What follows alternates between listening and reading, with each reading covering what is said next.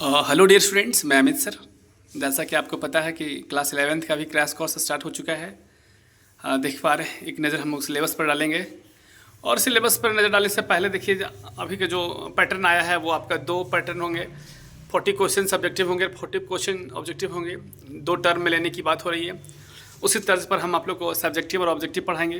तो देखिए, पहला जो है सेक्शन ए, रीडिंग स्किल्स। यहाँ पे आपके 2 अनसीन पैसेजेस मिलेंगे। देखिए, फर्स्ट में unseen passage, in about dot dot dot. अब जितना भी वर्ड्स में पूछ दिया जाए वो। उसके बाद है आपका शॉर्ट आंसर टाइप क्वेश्चंस, फिर है वोकैबुलरी। हाँ, दूसरा भी है जो है an unseen passage in about dot dot dot. उसके बाद आप देख पाएंगे इसमें नोट मेकिंग है, समरी है। उसके बाद है section B, advance writing skills. इसमें क्या क्या पूछा जाएगा, तो नोटिस होंगे, रिपोर्ट होंगे, लेटर होंगे, आर्टिकल होंगे, है ना। तो इस तरह का जो है चल रहा है क्रैश कोर्स। बच्चे अभी हैं, ठीक है। उसके बाद जो है सो आप लोग भी ज्वाइन करिए जो नहीं ज्वाइन किए हैं। ओके, तो देखिए हम लोग सेक्शन बी तक देख लिए। अब हम लोग देखेंगे सेक्शन सी। तो सेक्शन सी में क्या पढ़ना है? सेक्शन सी में जो है आपका वो है ग्रामर। ग्रामर क्या है? ग्रामर। आप लोग बोलिए, कोई दिक्कत नहीं। क्या है? ग्रामर। अब ग्रामर में क्या क्या पढ़ना है? तो यहां पर देखिए, टेंस पढ़ना है। उसके बाद आर्टिकल पढ़ना है। उसके बाद क्या पढ़ना है? आप लोगों को वॉइस पढ़ना है। उसके बाद क्या पढ़ना है? मॉडल्स पढ़ना है। ठीक है। देखिए, क्लास 11th में सेक्शन सी जो ग्रामर पोर्शन होगा उसमें से टेंसेस पूछे जाएंगे, आर्टिकल्स पूछे जाएंगे, वॉइस पूछे जाएंगे और मॉडल से प्रश्न होंगे। ठीक है। यहाँ पर 2 टर्म लेने की बात हो रही है, subjective as well as objective. तो हम लोग दोनों तरीके से तैयारी करेंगे ताकि हमारा 11th में ज़्यादा से ज़्यादा कवर हो सके और हम मैक्सिमम से मैक्सिमम नंबर ला पाए।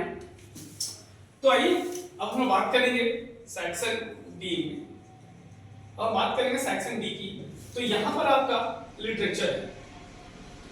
लिटरेचर, तो लिटरेचर की मतलब क्या होता है? साहित्य। साहित्य, है ना। और हम लोग को क्लास 11th में लिटरेचर में 2 किताब को फॉलो करना है। We have to follow the 2 books of class 11। The first book name is Hornbill. इसको बहुत लोग हॉर्नबिल पढ़ता है, लेकिन हॉर्नबिल नहीं पढ़ना है, हॉर्नबिल है। और दूसरा है स्नैपशॉट। इसको बहुत लोग स्नैपचैट कहते हैं, स्नैपचैट नहीं, स्नैपशॉट से ही, है ना। तो ये हॉर्नबिल। अब हॉर्नबिल में आपका 2 टाइप है। एक है आपका पोएम। पोएम मिलेगी जिसको पोएट्री सेक्शन हो जाता है, और दूसरा प्रोज सेक्शन। ठीक है। तो ये आपका लिटरेचर हो गया। हम लोग को पोएम्स पढ़ने हैं, प्रोज पढ़ना है, और स्नैपशॉट एक अकेला बुक है।